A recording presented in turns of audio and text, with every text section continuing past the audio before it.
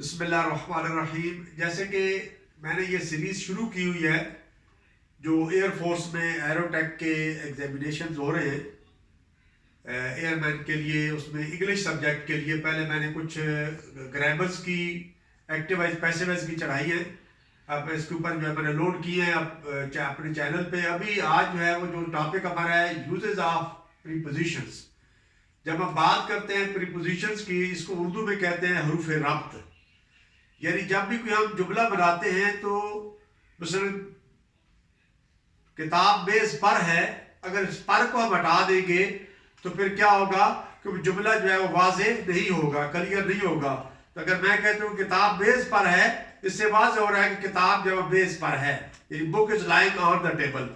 लेकिन अगर मैं कहता हूँ कि किताब बेस है, तो यानी पर में नहीं लगाता, तो ये जुमला वाजे नहीं होगा।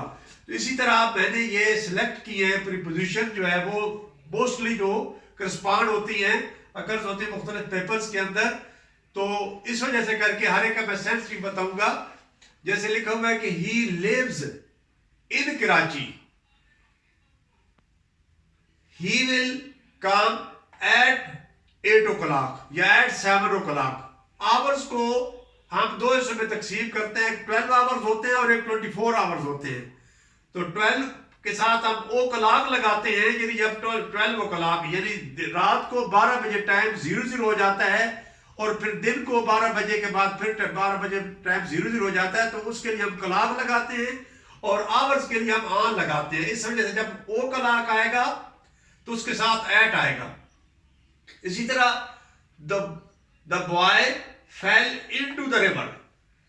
अगर इनटू और इन के मुकाबले में यह है कि जब हम किसी कमर के अंदर बैठे, जैसे क्लासरूम के अंदर बैठे हैं तो we are sitting in the classroom. लेकिन जब कोई बाहर से इंटर होगा तो उसे हम कहेंगे he is entering into the room. इस वजह से करके यहां पर कोई हरकत करते हुए आ रहा है, the boy fell into the river, she went to school, यानी डायरेक्शन को टू जो है यहां पे डायरेक्शन को जाहिर कर रहा है। He was killed the police, यानी बाय द पुलिस।